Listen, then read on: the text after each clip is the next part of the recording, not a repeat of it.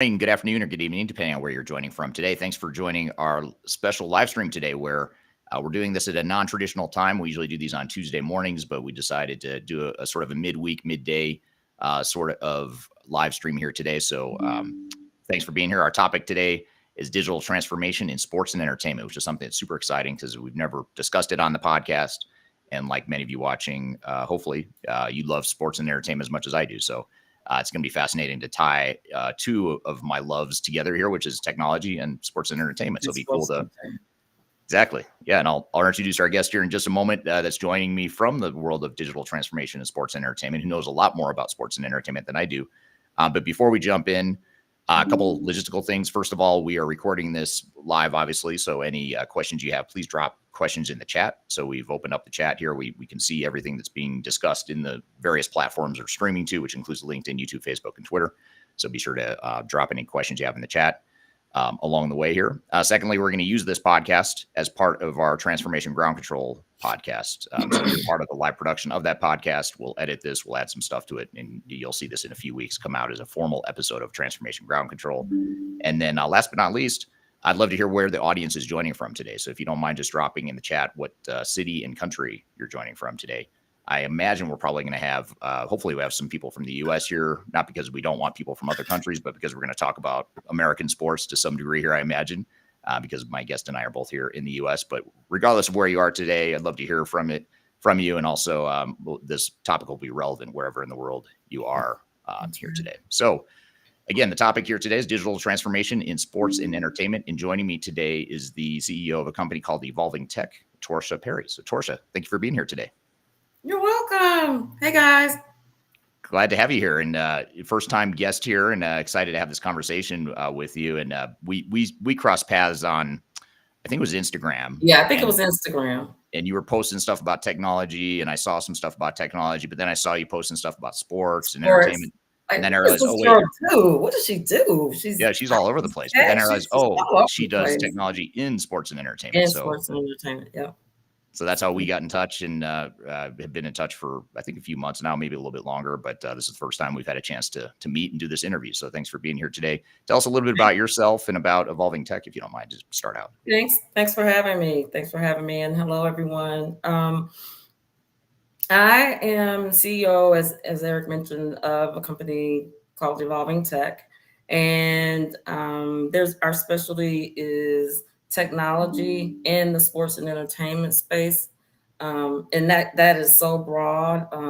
It's not just football. I know I'm usually all about the Falcons, but my company consults with them to do project management in the area of our IT. We manage the book of business in Arthur M. Blank Sports and Entertainment. We just manage that book of business from a portfolio management perspective. So projects can range from, something with Atlanta United, it's not just American football, or events like a Taylor Swift concert that's being held at Mercedes-Benz Stadium, or looking at data analytics to look at fan experiences and engagement, sports performance as well. We know training camp is coming up. There's a lot of tools that can be used for that as well. So the portfolio can be all over the spectrum. Yeah, very cool. It's a nice little niche, and I've never actually met anyone that's in that niche. So it's cool. I'm excited to dig into this and learn more about what you do and sort of what your experience has been, and also how. What I'm really excited to get into is how digital transformations are similar in sports and entertainment as they might be in, say, a manufacturing company, but also how they're different. What some of the unique nuances of it. So I'm excited to get into that here in just a second. Yeah. But before I do that, though, I've got I'm going to try something a little bit different here because I'm such a football fan, and I know you are too, Torsha, and hopefully some watching here today are sports fans.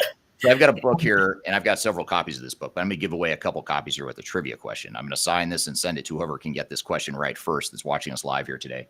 And it's Atlanta Falcon related trivia because Torsha does work with the Atlanta Falcons in the NFL. And since you're not in the same room with us, if you don't know who the Atlanta Falcons are, you are allowed to Google it because I'm not going to know either way. But the first question is that I'm going to ask the audience here is, can you tell me who the big name quarterback is that the Atlanta Falcons just signed this offseason to be? I don't know if I assume he'll be the starting quarterback next year, but they drafted someone else. I'm going to come back to that in a second. But just dropping the chat, the big name quarterback, the Atlanta Falcons, just landed a few months ago, which I imagine you Atlanta Falcons fans are pretty excited about. I would be if I were a Falcons fan. Yeah. So anyway, drop in the chat while we're getting started here. I'd love to hear any responses you might have, any guesses as to who that quarterback is. And any trivia about NASCAR as well. I've done Evolving Tech's done some work with NASCAR as well, just some special projects individually, and I support them fully. The huge thing right now for me is women in sports, and I want to get that message out there. And you don't have to be the owner of the team, that would be great, but there's a lot of areas that there are a lot of great women that I know that are doing great things in sports and entertainment. Yeah, very cool. Well, speaking of women in sports and entertainment, let's start with you and and find out what tell us about some of the work you do. I know you just described a little bit in the introduction of Evolving Tech and what you do, but maybe tell us a little bit about what is that, the type of work you're doing. Can you maybe expand or elaborate on that a little bit? Right. So from a portfolio and project management perspective, it really needs to stay fluid. So for example, if we've got an event that is coming up, the technology team that does all of our technology work, or if it has to do with transforming something in that arena, like doing data analytics, fan engagement, as I mentioned earlier, sports performance, any of that. So what I do is I help the team move forward on those projects as far as documentation, as far as putting all the pieces together from each organization, helping them drive that to, the definition of a project has a start and finish date. And sometimes the start and finish date is like this, and sometimes it's like that. We have projects, we have to just remain very fluid a lot, because being rigid in this industry sometimes doesn't work, because there are things that the NFL mandates, there's things that owners mandate, there are things that we try to do to make it a better workplace. And I can tell you, out of all of my consulting opportunities that I've had, this is probably one of the best organizations that I've ever supported. So in making sure the team understands ServiceNow, they know how to go in the tool to update their projects. We do reporting and metrics to say, hey, we've got X number of projects in the queue. Some may be, of course, higher priority than others. Some may be mandated projects that we have to do from an auditing perspective. So when you look at the broader spectrum of things, for my role, is just ensuring that the technology team has all the tools that they need to get from start to finish. And again, I mentioned, that system of record that we use is ServiceNow for all of our portfolio of projects, and that's grown. I've watched it grow. It's been an awesome tool to use. Not trying to plug ServiceNow, but it has been a great tool for us for right now, because it's been able to allow us to be fluid and not be too rigid.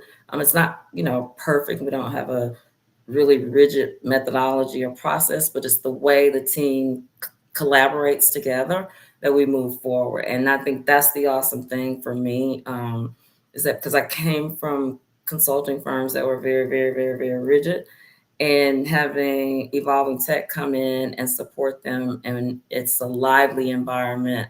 They're supportive of each other. I'm also, from a vendor perspective, on the Mercedes-Benz Stadium, which is where we have our events here in Atlanta, for the Falcons, Atlanta United, etc.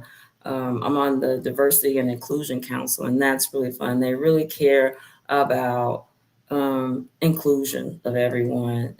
This has been a rough time, and as everybody knows, it's been a rough season, and so as far as culturally and in the world, so we're trying to do a great job at just being inclusive of everyone. Yeah. If that makes sense. Yeah, so it goes well beyond the technology stuff that you're doing there, which is great. So You mentioned technology being a system of record in organizations in the sports and Mhm. entertainment world that you've worked with. Same could be said for manufacturers and Right. government entities and other types of Mhm. organizations. But tell us a little bit about how is technology important outside of like tracking financials and tracking you know income and financial stuff and maybe just general metrics that any other business would use technology for. How is it different in the world of sports and entertainment? Like, what are some of the nuances or differences in what you see there with technology? The difference is what I've kind of been honing in on about, the fluidness. It's really the same. Once you learn the pattern, you're just picking it up and moving it into another industry. It just happens to be a really cool industry, sports and entertainment. But when you have, for example, I see us transforming, and when I say us, I mean the industry. I see us transforming into an interactive type relationship with the fans and helping them to have a great experience on being interactive. So we want to make sure that we've got, good content creation. Um, Not sure where we're going with the sports gambling in the future, but that's going to be another transformation platform that we need to be concerned about from a regulatory perspective and making sure that we're following all the laws. We want to keep the fans in their seats to watch the game, of course, but we also want it to be. This is my evolving text view of it. We have to keep it interactive and fun and move towards that space. Right. Gotcha. Okay. That's great. And so, when you talk about some of these, you mentioned ServiceNow is one of the Hmm. systems you're working with now and Hmm. you've worked with in the past. Are there other types of technologies that are different that, like that you may not see in other industries because it's so unique to sports and entertainment? Me, but personally, with Evolving Tech, I have not. Pretty much all the tools that have been used. I mean, your Power BIs and data analytic tools.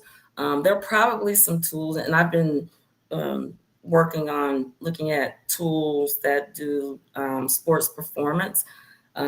That's one of the things. I'm a sports mom. That's why I'm so into sports. My kids both were elite athletes and went to school on scholarships. So I am really into sports performance as well. So there are tools out there for football players where, if they're deaf and you can hear, they have ways of talking to them in the helmets. So that type of technology and space, if you can look around there, almost like a virtual reality kind of thing, Hmm. but it's real, but it's not real. Yeah. Yeah. Real technology, but the situation you're seeing through the Situation is technology is not real. right. But I'm a big proponent too of accessibility transformations as well. When I say that, I mean if there's someone who has some accessibility need, whether it's hearing, seeing, speaking, whatever, that we're able to translate that technology into something that can be communicated out to other fans and in the world of sports. Yeah, makes total sense. Um, and so, these are kind of interesting emerging technologies that a lot of us Mhm. probably haven't seen or touched before. These Right. are a lot of these like kind of customer experience based technologies that because it sounds like maybe some of them are designed to make for a better customer experience for people that are attending events. Is Right. that okay? Yeah. And so we say fan experience, but fan experience, they are our customers. They're our guests though. When they come into our venues, they're our guests. And we do have an emerging tech side of the house that handles, those platforms that are emerging, and they collect the analytics on that. Um, and we try to make sure that we continue to get new ideas, ask associates, for new, fresh ideas so that we can be on the cutting edge and be emerging technology. Yeah, gotcha. So in sports, and maybe not so much in entertainment, but in sports, winning and losing is a thing. Obviously, it's there's a focus on Yeah. preferably winning. And how does that culture of winning and performance and that sort of thing? How does it affect, or does it affect digital transformation and digital strategies and the way you use technologies in the organizations you consult to? That's a great question. Um, we're always having to to um, in the industry, this is not team specific, but in the industry, depending on your season and how you're doing, we're always wanting to stay on that cutting edge. And just say, for example, if you're having a losing season, you want to think of things that will bring the fans back, because again, this is a business. So we're in the business of, you know, gaining resources. So we want to make sure that we keep the fans coming back, we keep them engaged. They're a huge part of the success of the organization, even when it comes to technology partnerships that we have with other technology companies like myself or an AT&T, where we want to get fans in the experience from that perspective. Telecom companies, uh, from every phase you could think of, if you were working in manufacturing or whether you're working in logistics, it's all related, and we all kind of connect and come together, because there's probably not one company that I can think of, or one industry or one vertical that I can think of, that we don't intersect with at some point. We've got to leverage their technology, because we're busy trying to leverage our own technology in the sports and entertainment space. So we partner with a lot of great companies to make sure that happens. Yeah. Yeah. That's very cool. Yeah. What are some of the bigger challenges with adopting new technologies or rolling out new technologies within the sports and entertainment industry that you think might be different, or maybe you wouldn't see as Mhm. much in other industries? I think for what the experience that we've had is that, there are a lot of great tools out there. However, we deal with the same challenges of business units within, organizations. They go to a conference and a sales guy says, "Oh, this is a great tool to keep all your contracts in," or something like Right. that, and it maybe hasn't been vetted. So we're getting a lot better with that, and trying to make sure that we have our infosec folks involved to make sure that these items are secure, because things are coming from other countries, and privacy um, there's a lot of privacy that needs to go on with a lot of the projects that we deal with from day to day, especially if there are other books of businesses that we're in. We don't want everybody having access to that data. So we're just trying to manage people's expectations, not that we don't want everybody to have their say so and a tool that helps them do their role better. However, we want to make sure that it's safe for them and safe for everyone else and safe for our fans. Yeah. Yeah. You Makes know, sense. Yeah. yeah. Yeah, very cool. So regardless of whether it's been in sports and entertainment, and first of all, let me ask you this: is your entire career been in sports and entertainment, or had you worked in other? No, and that's the craziest thing. I have been in this space for the last 3 to 4 years, but like I said, I was a sports mom, so I've been doing sports for my kids are 23 and 27, and they both play sports in college. And so I've been in sports for a long time, but my bread and butter originally came in the telecom space. All of the baby bells. I think I've done every merger and acquisition with AT&T, from baby bells to Singular Wireless to AT&T to DirecTV. So I've done. That's where my sweet spot is as far as technology. That's where I got my techie kind of hat, if you Right. will. And I'll tell you, telecom for me has really it's been really good to me from a career perspective, because I learned a lot. I can tell you about I started out as a business analyst, Mm. and that is not what I went to school to do.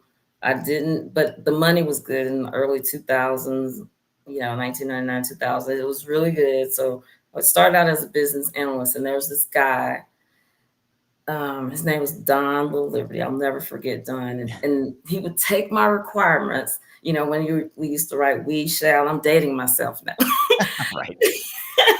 But he would take my requirements, and he would take a pen, and he would red line. No, you need to write this. This is not specific enough. And I would go back to my little cubicle and I would cry. Dun, dun. And he was from New York, and I'm a Southern girl, and everything he said hurt my feelings. But He we made were you just tougher. but he taught me so much and in during that time. And then I kind of moved into project coordinator type roles and then project management. And then I just kind of grew from there. And then post um, post life changing things, having adult kids and all of that. I was really blessed with this opportunity to be in the sports and entertainment space, and it's been fun. I probably could be somewhere with evolving tech, making a lot more money, or but it's not for me at this phase of it. It's more about enjoying the people that you support and work with. And I'm Yeah. telling you, the cast and crew, I call them the cast and crew. They are a great bunch of folks, and I get to experience so many different things that I never thought I'd be exposed to. But looking at it from a technology perspective and doing that transformation, I think we're here on the cusp of with the gambling, possibly becoming legal, and just learning how to transform the technology with the fan experience so we keep everyone engaged, and also collecting all of those analytics so that we can come up with new emerging technology that helps us stay above the line of perfection is what we want to try to do. Yeah. Yeah. So in your years of experience, both at telco companies in the past and then now in sports and entertainment, what are some of the biggest challenges you've seen in digital transformations or technology deployments in general, regardless of industry? uh, Challenges, I think, getting getting leadership that may not, you know, they may not understand why it has to change, why Yeah. we have to transform, Just keep it the because same. so they've been very successful, and it's kind of like that. If it ain't broke, don't fix it kind of thing. Yeah.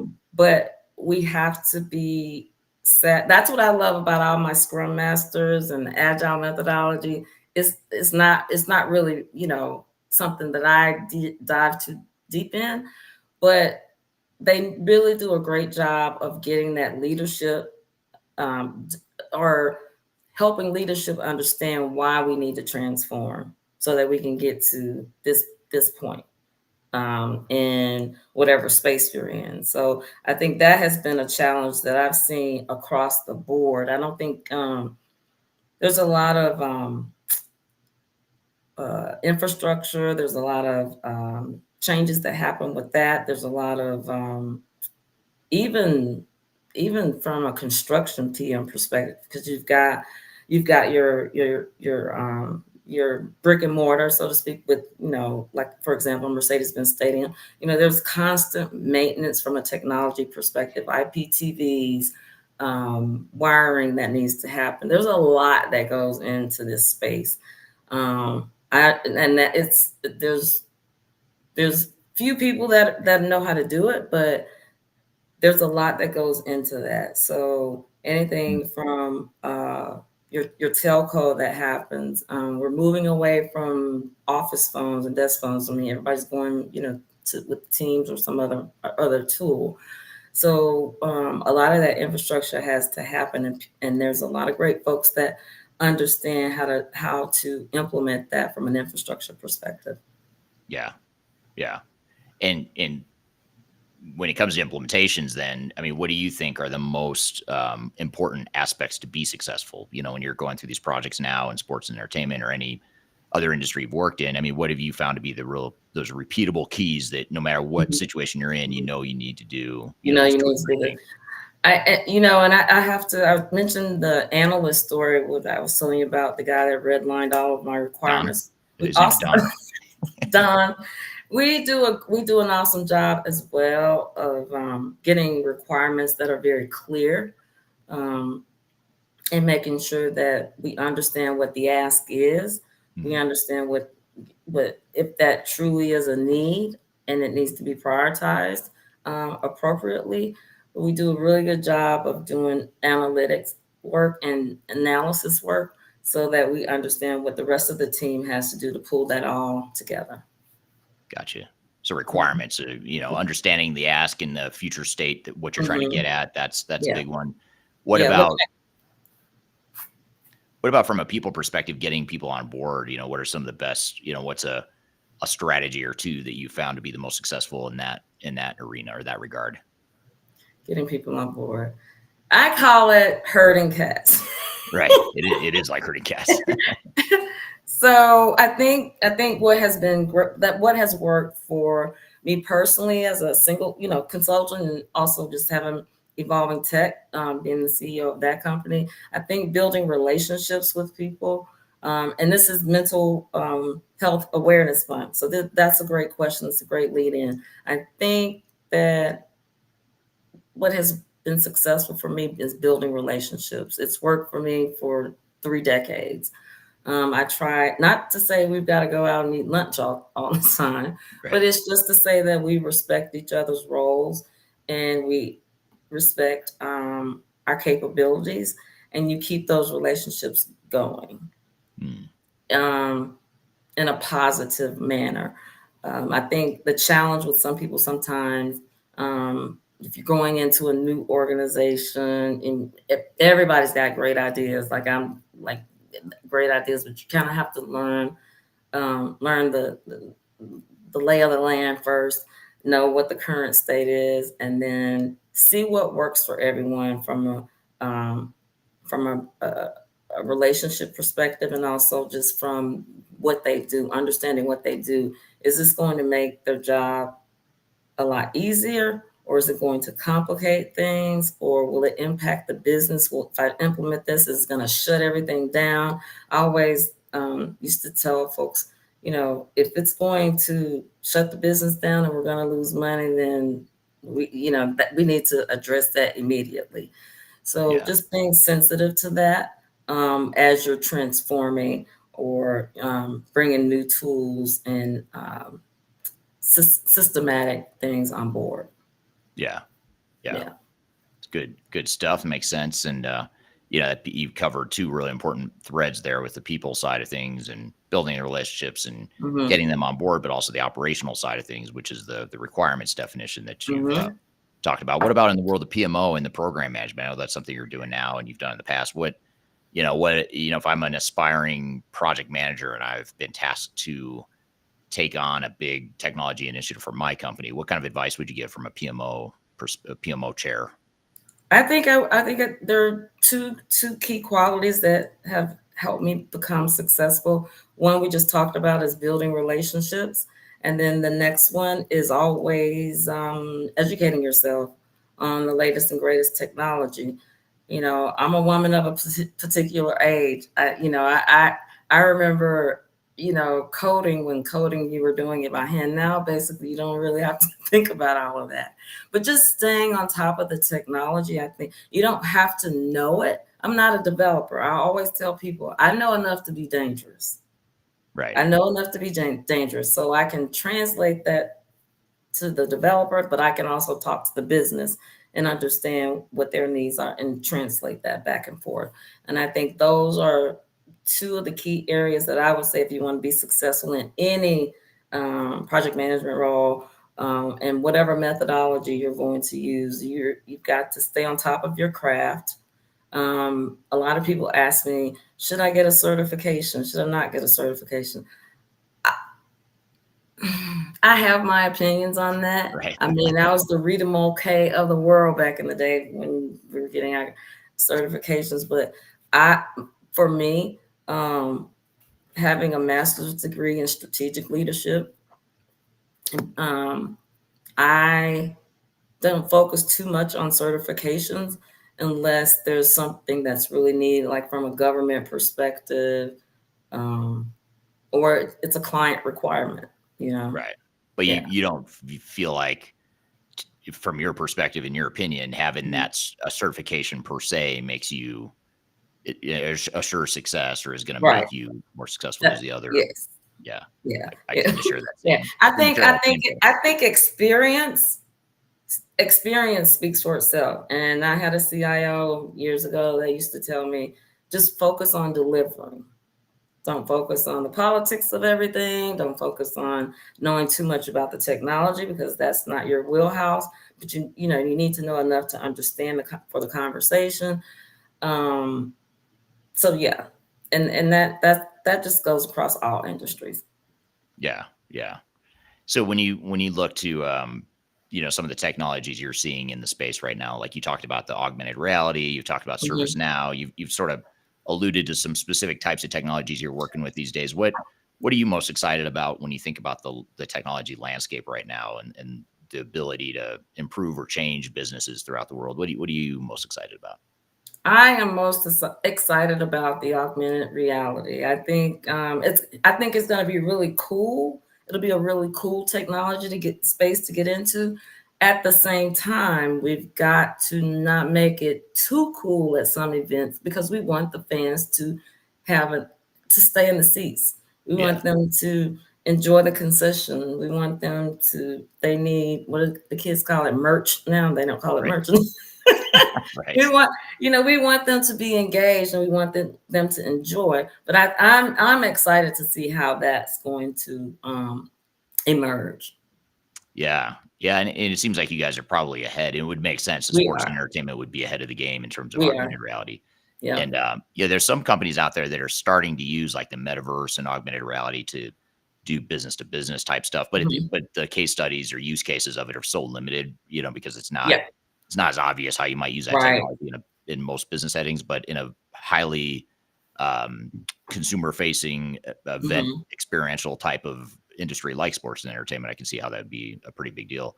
Have Yeah. you guys rolled any of that out yet? Like in any of the organizations you're working with, have you actually started using it, or are you sort of just testing it now to see how it might work? I think right now we're still in the early phases of that, but it's on the roadmap. So that's why I say I see that coming down the board across the industry.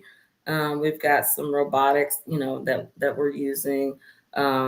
We've got a lot of innovative tools that we're using right now, that I can't speak about, but we are going towards that direction. Gotcha. So in addition to augmented reality, anything else, like any other types of technologies that you're excited about that you're digging into or at least learning about right now? I'm learning more about sports performance. I mentioned that earlier. I really want to understand the technology and analytics to where we can help sports performance trainers do their job a lot easier. Mm. So I'm excited about that. Um, It- I, I think we can do that in the track and field space. We can do a NASCAR already does it. I support them as well. And you'd be amazed at what happens after those guys are done, driving those cars and the analytics that they talk about.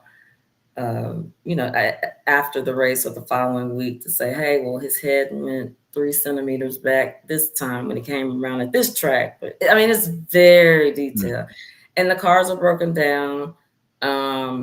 To look at the analytics, and it's not. I know some people think they do that because they want to make sure nobody cheated or anything, but it's really just to capture the data mm. that the drivers and their experience. Um, I'm not there's some other socially, from an energy ESG perspective. I think that's going to be a big space and a big deal in sports and entertainment soon. It's already there. I think that more and more companies are starting to understand how important that is, for the environment and sustainability. Yeah. That was an area I don't think we've touched on, but sustainability is one that we really value that. And looking at all of the ESGs that spaces that we have to fulfill. Do you guys use technology to track that stuff now, or are you going to track in the future as far as like, the footprint, the carbon footprint, or kind of the Hmm. impact you have on the environment at these different events? Because if you think about it, these big, massive events where you get 70, 80,000 people together, I mean, that's a recipe for environmental impact, right? So, Right, right. so Yeah, how did we are very very aware of it. I haven't worked on any specific projects in that space in the sports and entertainment space, but I am actively involved in sustainability in some other areas. And I brought up NASCAR because that triggered the sustainability, Yeah. and talking about, maybe one day we move towards hydrogen and we get technology, that relates to hydrogen cars versus, The oil and diesel. gas. Yeah. Yeah. Yeah. That makes sense. And Or even electric, because it's not going to get you around the track like hydrogen. yeah. Yeah, exactly.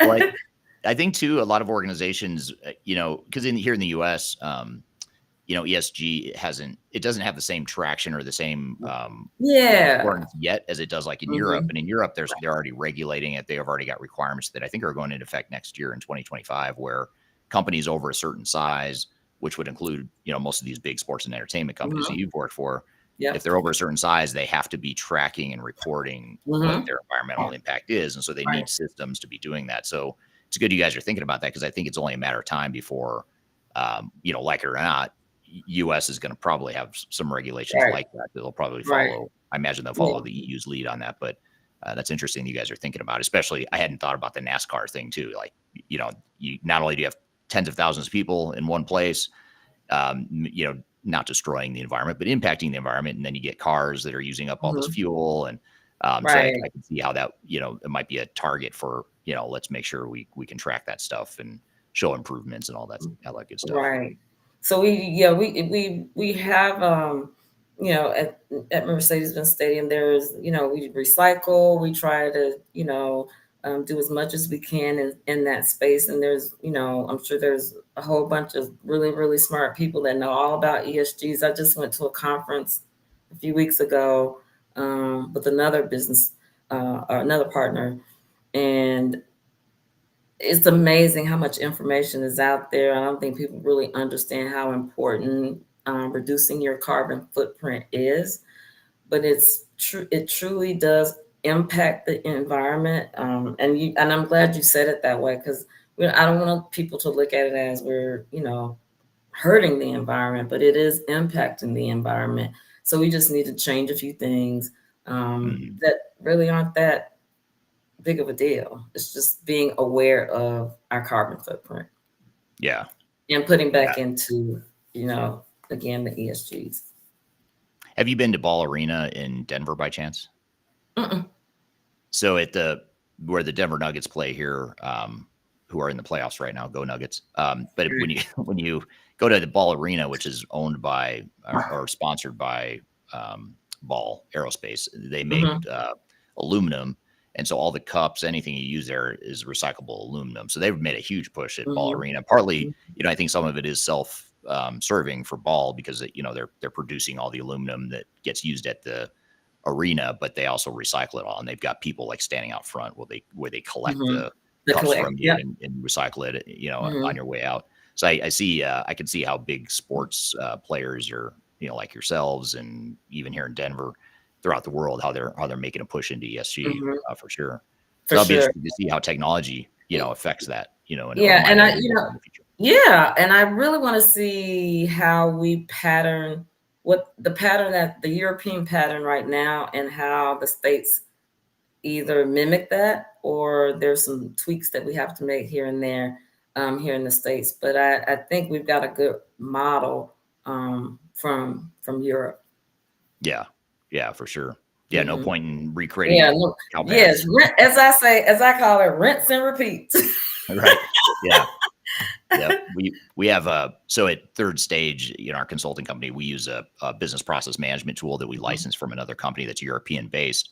And Mhm. in that tool, they've sort of built an ESG capability where, as you're Oh. mapping business requirements and as you're documenting, or as you're mapping business processes and you're documenting the requirements behind it, you can also use it as a way to start to capture information about ESG and what the impact is, and what your new processes might Yeah. affect those metrics. So it's kind of interesting, and again, they're in Europe, so they have to do it to Mhm. satisfy their local, Right. customers that are regulated now by the EU on that. So there are Yep. tools that are emerging, especially out of Europe, that I think are going to be ahead of the game, that we Mhm. might be able to look to use that here in the US, And not just in sports and entertainment, but other areas as well. other areas as well. Yeah. When I went to that conference in, Phoenix couple of months ago, I think I saw every industry out there. I mean, everything from like a LinkedIn to a Walmart to a ServiceNow.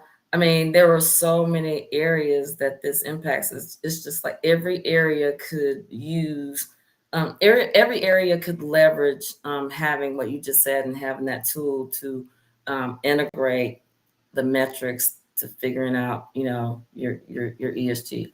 Yeah. Um, from a social, aspect, all of it. Yeah. I want to come back to something I forgot to ask you earlier. You were talking about when you're talking about performance based technologies, like what Mhm. trainers are using and how you're using some newer Mhm. technologies around that. Are you also, you personally, do you get involved with or have you been involved with technologies like the Moneyball types of technologies where, for those that aren't familiar, the Moneyball is a book and a movie that stars Brad Pitt, and it's about a guy that gets into analytics and using analytics to recruit or to scout players or Players. potential players for the team. Have you gotten involved in any of that stuff, that side of technology and analytics yet, or has that been within your scope? No, it hasn't been in my scope of work, and that's actually a great area. I mean, even with as a newer generation comes on board, I think that's a great area for. I'm all about women, female sports, and women in sports and entertainment, and that's an awesome area for I think females to start getting involved in. It's still kind of from my perspective and from an evolving text perspective, it's more of the guys are still kind of doing that. You know what I Yeah. mean? So I think that's a wonderful question. I didn't even think about that, but that's a wonderful question. Have not been involved in it, but I see that as as a no pun intended, an evolving area for women to get involved in sports and entertainment as well. And that's what excites me is that yeah, you can be a coach, you can be an athlete, and I am just so cheering female sports right now. But there's so many other areas that women currently are making an impact. I mean, me personally, I know a lot of women in sports and entertainment that are doing a wonderful job, and I see that getting even better. So I want to encourage females to start looking in that area. Just you have to have some other back. If you're an athlete, they used to always tell the guys, have a backup plan, have a backup plan. And this could Yeah. be a backup plan for some of the young ladies that are currently athletes. I know a person like my daughter, she's probably one of the best left-handed shot put throwers in the country, but Wow. she's going into medicine, and she's probably going to go into something with oncology and sports and or sports therapy. I know my son, being a sports performance trainer, he's going in that same space. But I love seeing the females. I mean, she's not gonna go. My daughter's not gonna go into being a professional shot put player, but Right. she was able to pivot that talent into something else like sports medicine. Yeah. Yeah. It's very cool. My son Mhm. wants to do.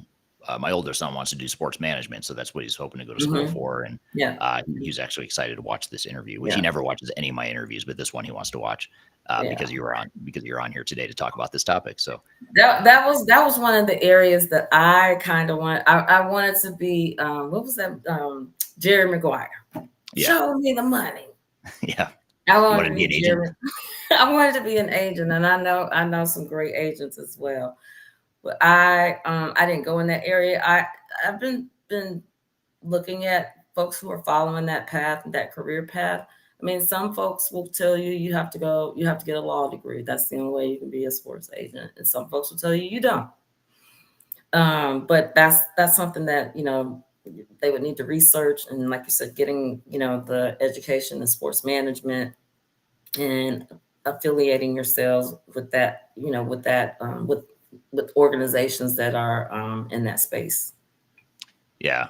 It makes you were talking about women in this space. Mhm. Agent is another, as I know you're saying, you kind of toyed with that idea, but it actually, as you said, I was like, that's a good idea. A woman agent, I feel like, not to stereotype, but they might be better negotiators than men because They are. We less are. ego, more finesse, that sort of thing. We are. And I can't remember the player right now. I've got brain fog from being sick, guys. But he has, an all female cast, I think, on his team. So, women are awesome. I mean, that you already know that women are awesome, but Yeah, I I mean, think I'm married that, to one, so yeah, you're married to one, so you know. But I think going into that space that hasn't been traditionally maybe as embracive to women. I think now it's just very exciting to see women being embraced in that area, and accolades are going out to them for being very successful and doing such an awesome job in that space, not just from the athlete's perspective. I mean, we got to have our athletes, we know that, but there's so many things that happen behind the scenes, such as what Evolving Tech does, yeah, that, you know, a lot of folks aren't aware of. yeah, yeah, yeah. Makes total sense. So just as sort of a capstone or a wrap up of all the stuff we've talked about so far, Mhm. what advice would you have for teams or individuals that are on a project team that are going through digital transformations or just getting started on some sort of technology journey? What are the most important first steps or pieces of advice you'd give to them? I would say make sure you understand the current state.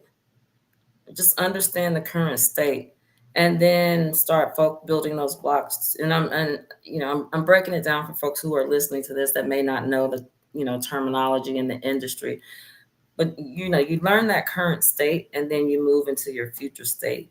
I think sometimes we get too bogged down into this emerging tech, and we just want to implement things. And I know I'm the person that wants to fail fast. If I'm gonna fail, I'm gonna fail fast and keep it moving.